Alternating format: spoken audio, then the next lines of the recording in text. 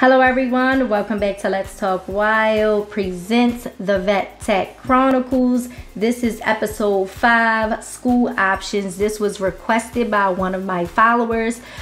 So here we are. So basically I'm going to be discussing some school options online or in person. I know it can be a difficult, making a choice, but hopefully once, I'm through with this, you're done watching and listening, that you have a clear understanding and you'll do your own research. Everybody do their own research. I will not be liable for what you do listening to me. This is just, my opinions basically, and that's how we doing it. Okay, so follow me on all social media at Let's Talk Wild. Give me a thumbs up, a like, a share, a follow, all that good stuff.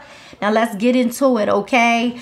Do you need schooling? No. Lots of vet techs don't have schooling. I know vet techs that's been in the field for a very long time, and you cannot tell them nothing. They know what they're doing. They know what they're talking about, and all their learning came from working in a hospital, hands-on experience, senior techs, their previous techs training them watching them, learning them, making mistakes, learning from their mistakes, learning from the staff, learning from their doctors. Everything plays a part, So, and then you have people that go to school and they get out of vet school and do their hours and all of that, and you expect them to know what they're doing as soon as they get out of school, but they come into the hospital and don't know anything. They are scared because this is a real life, hospital. Really, this ain't just you getting your hours and you doing this here and there and all that. This is full swing, full effect. And sometimes they can't handle that. So it depends on you, but I recommend you get your degree if you are looking to work at a zoo, a wildlife center, a ER center. If you want to do any surgery type stuff, a specialty vet like an ophthalmologist or something like that. If you want to work with a specialist, I recommend it. But, it depends on you. And there is 2 options. It's online and it's in person at actual school. Okay, so online is cheaper, is a cheaper option. But it could be tough getting your clinical hours that's required for you to graduate. And if you don't get that done, it will hold you up from graduating and getting your degree and moving on, taking your tests and doing everything that you need to do to continue with, the profession. Okay. If you're in America, the AVMA, the American Veterinary Medical Association, has a list of accredited schools. I will link it below in the description box if you're watching on YouTube. And if you're watching on Twitch, I am going to put it in the chat. Okay. Because this is going to be a quick episode because it's straight to the point, So it's it's either this or that, but you guys need to make sure that you do your research and try to figure out what is the best option for you and your lifestyle. Now, before choosing a online school, you should always check the requirements for your particular state or, where you're living, okay? Because some additional certifications or requirements is required. So make sure that you're checking the state requirements because, sometimes the online schools, they might be good for their particular state, but your state might say, no, this online school isn't, good. But you can go to the AVMA and website. I linked it and it has a list. Okay, so you can check out the online schools. Now, some online schools help you locate a facility to earn your clinical hours, okay? That can range from 250 to 270 hours, but others do not, which can be very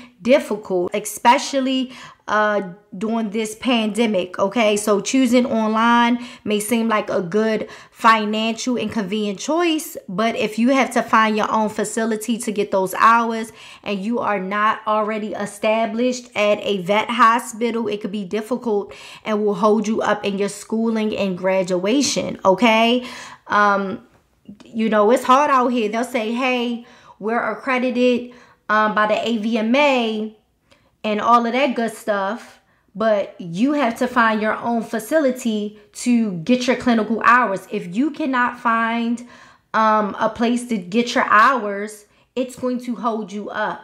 So I will only register for an online class, me personally, if I was already working for a vet hospital and my employer was okay with me doing my clinical hours there. Okay, if you're already established and you talk to your boss and stuff like that and they're okay with it, then you're set, you're good to go. But if you're just fresh, new, not established anywhere, and you know you're searching and calling places trying to get hours, you know, that can be very difficult. And during this time, during this pandemic, it's going to be a problem, you know. So always thinking about, you know, this type of stuff. And, you know, like I said, it could be a great financial option for you, but you have to make sure, you know, you're able to complete those hours, okay, so you can graduate. Now, on campus and in-person learning, you will have to pay more, but you won't have to search for a facility to earn your hours, okay? The AVMA has a list of accredited schools in America, Canada, and overseas. You know, their website is very helpful, okay? And I will link it in the description box if you're watching on YouTube, and I'll throw it in the chat on Twitch. So, accredited schools and probational schools, what's the difference? Okay, because when you go to the website, you'll see this, and this is what I'm ready to quote is actually from the AVMA website. Okay, so accredited is a classification granted to a college that has no deficiencies in any of the standards and is granted for a period of up to 7 years. A college with one or more minor deficiencies that have minimal or no effect on student learning or safety that can be reasonably be addressed in 1 year are accredited with minor deficiencies. Colleges with the status of accredited submit annual intern reports to monitor continued compliance with the standards of accreditation. Okay, colleges with a status of accredited with minor deficiencies submit reports twice a year. Okay, the probationary is granted to a college that has one or more major deficiencies that have more than minimal impact on student learning or safety. These deficiencies must be corrected in 2 years. College must submit reports to the council every 6 months. If minor deficiencies are not corrected within 1 year, a college will be placed on probationary accreditation for 1 additional year. Colleges must submit reports to the council every 6 months. So I would only, in my opinion, if it was me, I will only go to a school that has full accreditation, okay?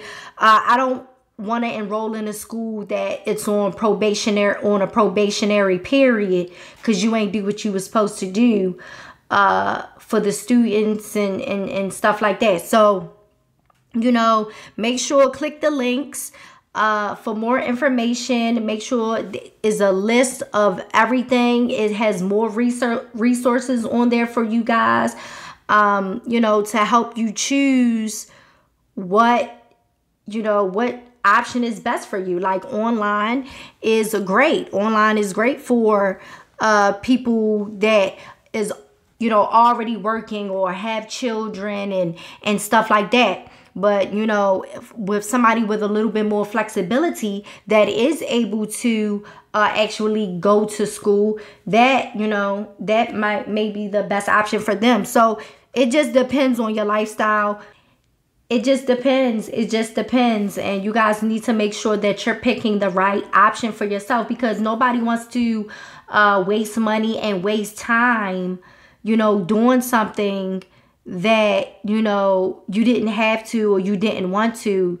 I don't want you guys to waste your time. I don't want you guys to waste your money, your loans, whatever, you know, you get to pay for college, whatever, you know. So I just want you guys to be informed and have the right resources to help you and guide you to choose the best option for you. Okay, so that's it for today, guys. Follow me on all social media at Let's Talk Wild. Give me a thumbs up, a like, a share, and a follow.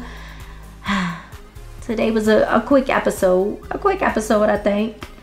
But yeah, shout out to my follower on Twitch that requested this episode. I appreciate you. Thank you. And if you guys have any questions, you can DM me on Instagram, on Facebook, Twitch, whatever. Holla at me, get at your girl, you know. But make sure y'all like, subscribe, follow, share, all that good stuff. And I'll talk to you guys next time. Bye.